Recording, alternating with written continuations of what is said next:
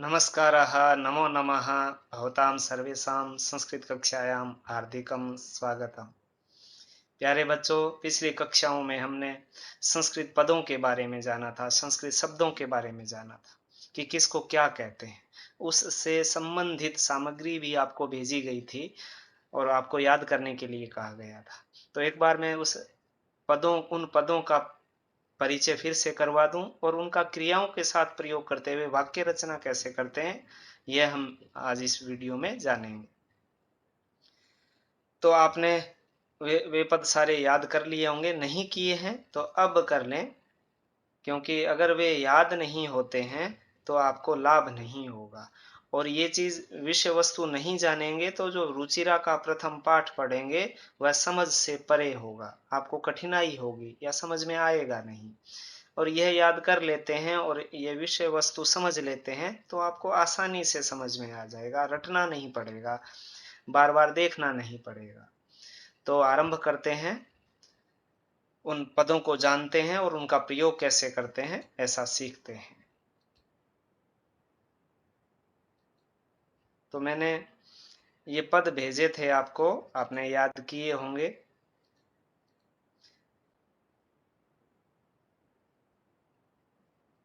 मैंने कहा था कि आप पुल्लिंग शब्द याद कर लें, क्योंकि स्त्रीलिंग दूसरे पाठ में जानेंगे, नपुंसकलिंग तीसरे पाठ में जानेंगे। तो अभी हम प्रथम पाठ ही पढ़ने वाले हैं, तो पहले पुल्लिंग पदों को जानते हैं। तो आपने ये पद सारे याद किए होंगे, नहीं किए हैं तो याद कर लें, और हिंदी से मिलते जुलते हैं, आपको परेशानी नहीं होगी। और उम्मीद करता हूं कि अच्छे बच्चों ने याद कर लिया होगा, और जिस बच्चे को समय नहीं मिला वह अब याद कर ले। और मुझे विश्वास है कि सब पढ़ने वाले बच्चे हैं, परिश्रमी बच्चे हैं, आज याद कर लेंगे। तो और यह टेबल भेजी थी, कर्ता और क्रिया की सारणी, इसको भी याद करने के लिए कहा था। उम्मीद करता हूं कि आप सबने याद कर लिया होगी।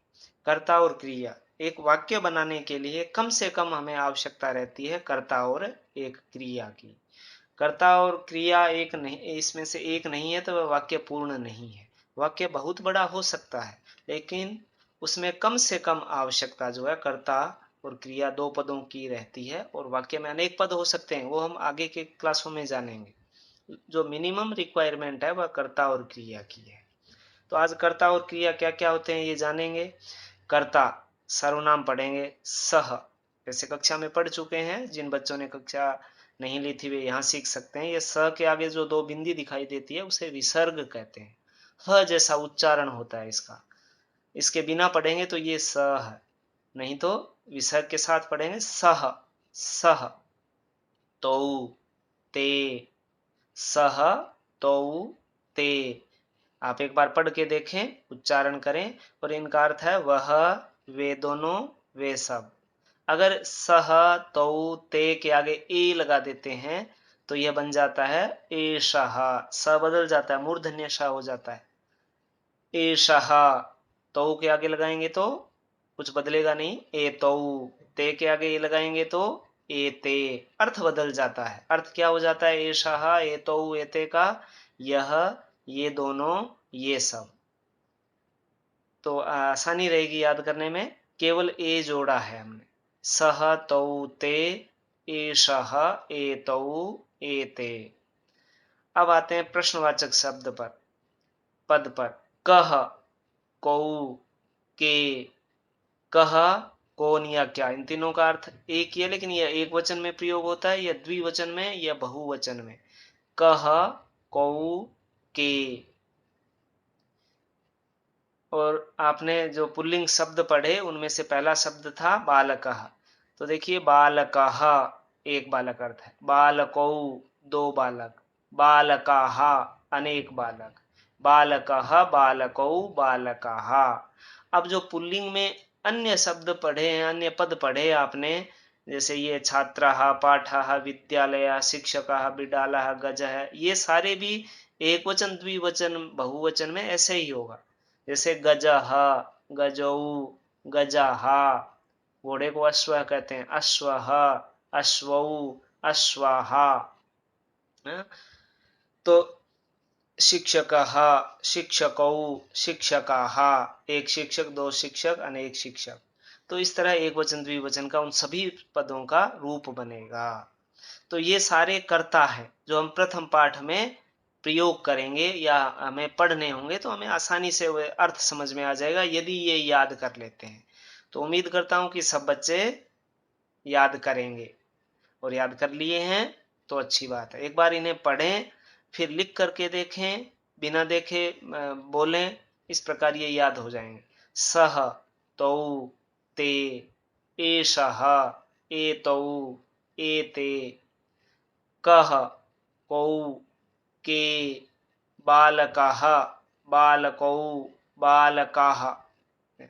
ये कर्ता थे। अब क्रिया पे चलते हैं। क्रियाओं का एक पृष्ठ मैंने भेजा होगा, नहीं भेजा तो और भी भेजूंगा, उसे देख लें और ये जाने। यहाँ मैं दिखा रहा हूं आपको। ये क्रियाएं हैं, मूल धातु यानी मूल क्रिया। क्रिया को धातु कहते हैं संस्कृत में। पठ मीन्स होता है पढ़ना, चल मीन्स चलना, लिख मीन्स लिखना, खाद मीन्स खाना। अब देखिए संस्कृत में रूप चलते हैं। पठ का रूप चलेगा पठति। तो हमने वाक्य कर्ता जहां पढ़े वहां क्रिया पढ़ रहे हैं। क्रिया पठ का, पठ मीन्स पढ़ना, तो रूप चलता है पठति, पठतः, पठन्ति, पठति। बोलें एक बार, पठति, पठतः, पठन्ति। अब जो अन्य क्रियाएं हैं इनके भी रूप, इनका अर्थ क्या है? पठति, पठता, पठन्ति का देखें। पठति का अर्थ है पढ़ता है, पढ़ती है, यानी एक कोई पढ़ता है, पढ़ती है, तो उसके लिए पठति आता है। दो पढ़ते हैं, पढ़ती हैं, तो पठतः। अनेक पढ़ते हैं, दो से ज्यादा, तो बहुवचन पठन्ति। अब देखिए ये सारे एक वचन थे। सह, एषः, कः, बालकः, तो इनके साथ क्रिया कौन सी आएगी? पठति। तौ, एतौ, कौ, बालकौ, इनके साथ क्रिया कौन सी? पठतः। ते, एते, के, बालकाः, ये सारे बहुवचन है, तो इनके साथ बहुवचन की क्रिया। तो जैसे पठ का रूप चलता है पठति, पठतः, पठन्ति, तो जो अन्य क्रियाएं हैं उनका भी इसी प्रकार रूप चलेगा। जैसे चल मीन्स चलना, तो एक वचन हो गया चलति। द्विवचन क्या होगा? पठति की तरह ही चलतः। बहुवचन होगा चलन्ति। लिख मीन्स लिखना, तो लिखति, लिखतः, लिखन्ति। खाद मीन्स खाना, खादति, खादतः, खादन्ति।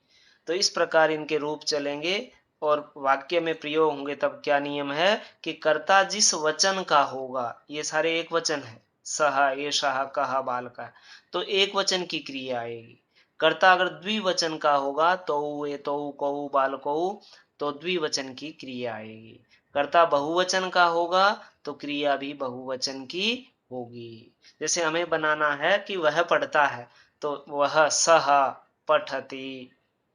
हमें बनाना है यह पढ़ता है, एषः पठति। हमें बनाना है एक बालक पढ़ता है, बालकः पठति। आप अन्य क्रिया का प्रयोग कर सकते हैं। जैसे हमने पढ़ा खादति, तो हम कह रहे हैं कि बालक खाता है, तो हम क्या बनाएंगे? बालकः खादति। हमें बनाना है कि अनेक बालक खाते हैं, तो बालकाः। अनेक के लिए तो इसका बहुवचन होगा ना, बालकः, बालकौ, बालकाः। बालकाः खादन्ति।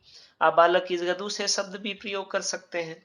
जैसे हम कहें कि छात्र खाता है, तो छात्रः, छात्रौ, छात्रा। हम कहते हैं दो छात्र खा रहे हैं, तो छात्रौ खादतः। इसके अनुसार क्रिया हो जाएगी। वो क्या खाते हैं, कब खाते हैं, क्यों खाते हैं, कहाँ खाते हैं, ये हम जब वाक्य बड़ा बनाएंगे तब जानेंगे। अभी तो कर्ता और क्रिया। कर्ता और क्रिया का क्या नियम है? कर्ता जिस वचन का हो, क्रिया उसी वचन की लगाएंगे। कर्ता एक वचन का है तो एक वचन की क्रिया, कर्ता बहुवचन का है तो बहुवचन की क्रिया। सारी जो क्रियाएं हैं, चलना, हंसना, खाना, वो पठ की तरह चलेंगे। ये जो सारी क्रियाएं दे रखी है, पठ, चल, लिख, हसति, हसतः, हसन्ति, रक्षति, रक्षतः, रक्षन्ति। तो इन कर्ताओं के और पुल्लिंग जो पद हैं वो सारे बालक की तरह है। बालकः, बालकौ, बालकाः, छात्रः, छात्रौ, छात्राः, पाठः, पाठौ, पाठाः, विद्यालयः, विद्यालयौ, विद्यालयाः, शिक्षकः, शिक्षकौ, शिक्षकाः। गजः बिडालः बिडालौ बिडालाः, गजः गजौ गजाः। तो इस प्रकार हम कर्ता के वचन को देखकर, अगर कर्ता एक वचन है तो एक वचन की क्रिया लगाएंगे, कर्ता द्विवचन है तो द्विवचन की क्रिया लगाएंगे, कर्ता बहुवचन है पद है तो बहुवचन की क्रियाएं लगाएंगे। तो उम्मीद करता हूं कि आपको समझ में आया होगा, नहीं तो वीडियो दोबारा देखें, समझने की कोशिश करें। अगर फिर भी कोशिश करने के बाद भी समझ में नहीं आता तो अगली कक्षा में आप अपने डाउट पूछ सकते हैं, अपनी शंकाओं का समाधान कर सकते हैं। तो मिलते हैं अगली कक्षा में, तब तक ये पद याद कर लें, ये सारणी याद कर लें, ये पुल्लिंग शब्द याद कर लें, किसको क्या कहते हैं, क्रियाएं याद कर लें, हंसने चलने लिखने को क्या कहते हैं, क्योंकि इनकी आवश्यकता रहेगी। तो उम्मीद करता हूं कि आप सब याद करेंगे और इस विषय को समझने का प्रयास करेंगे, ताकि प्रथम पाठ को हम आसानी से समझ पाएं। तो मिलते हैं अगली कक्षा में। शुभम भवतु, पुनर्मिलामः।